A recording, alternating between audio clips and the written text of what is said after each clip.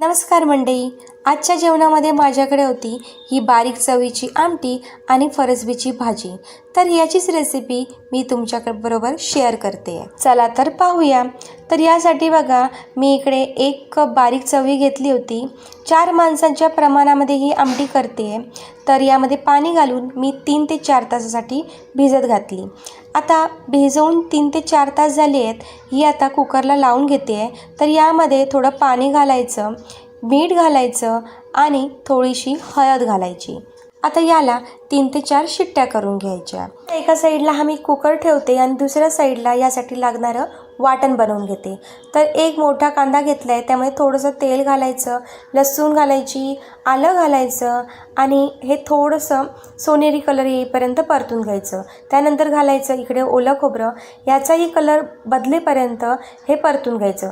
इकडे तुम्ही सुकं खोबरं देखील वापरू शकता। इकडे कुकरला लावलेली चवी उघडून बघितली तर छान अशी शिजलेली आहे। आता वाटण लावताना थोडीशी चवी देखील वाटून घ्यायची, म्हणजे ज्या कडधान्यांची आमटी आहे ती चवीला देखील छान लागते आणि घट्टसरपणा त्या आमटीला येतो। आता या चवीच्या आमटीची फोडणी बघा, तेलामध्ये मोहरी घातली, ठेचलेला लसूण आणि आलं घातलं, थोडासा कढीपत्ता घातला, चांगला मिक्स केल्यानंतर आपला मालवणी मसाला घालायचा किंवा जो वापरातला मसाला असेल तो घालायचा, चवी घालायची, 2 मिनिटं छान परतली तरी आली की यामध्ये वाटण घालायचं, मीठ घालायचं, 1-2 कोकमं घालायची। आता मीठ याच्या अगोदर देखील आपण घातलं होतं आणि कोकम नसेल तर टोमॅटो देखील वापरायचा। छान उकळी आली की यामध्ये कोथिंबीर घालायची।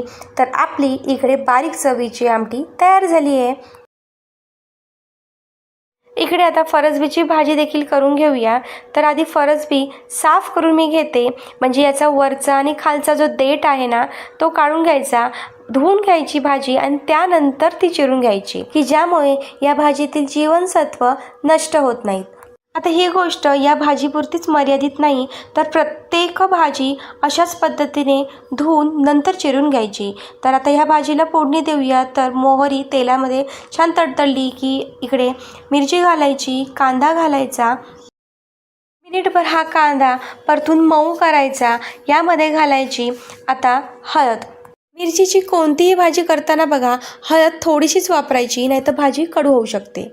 भाजीत टोमॅटो देखील 1 छोट्याशा टोमॅटोतला अर्धा भाग मी इकडे वापरला आहे। या भाजीत टोमॅटो देखील जास्त वापरला ना तरी भाजी खायला चांगली लागत नाही। तर इकडे बारीक चिरलेली अशी ही फरसबी घातली आहे, 1 बटाटा कापून घातला आहे। इकडे जर तुम्ही चणा डाळ वापरली तरी देखील भाजी छान होते। चवीपुरतं मीठ घातलं आहे यामध्ये। ही ना भाजी आता अशी तेलामध्ये परतून घ्यायची, म्हणजे चवीला छान लागते। पाणी घालायची अजिबात घाई करायची नाही। आधी याला 1 वाफ करून घ्यायची। एक हलकीशी वाफ आली की यानंतर यामध्ये थोडंसं पाणी घालायचं। भाजी थोडीशी भिजेल ना एवढंच। इकडे बटाटा वापरला त्यामुळे इकडे थोडंसं पाणी मला ॲड करावं लागलं, नाहीतर ही भाजी आपण वाफेवर देखील बनवू शकलो असतो। ही भाजी आता झाकण ठेवून आपण शिजवून घेऊया। 5 ते 7 मिनिटानंतर बघा, ही आपली भाजी मस्त शिजलेली आहे आणि ह्याची चकाकीच सांगते की भाजी खूप छान अशी झालेली आहे। आता वरून घालायचं असं छान ओलं खोबरं, कोथिंबीर घालायची, भाजी वर खाली अशी मिक्स करून घ्यायची। तर झाली आपली इकडे फरसबीची भाजी तयार। तर हे पहा, इकडे हे माझं जेवणाचं ताट रेडी झालेलं आहे। यामध्ये आहे चवीची आमटी, फरसबीची भाजी आणि त्यासोबत गरमागरम अळूवड्या देखील। तर आजचा बेत तुम्हाला कसा वाटला हे देखील सांगा आणि यानंतर तुम्हाला कोणत्या रेसिपी बघायला आवडतील हे कमेंट करून नक्की सांगा।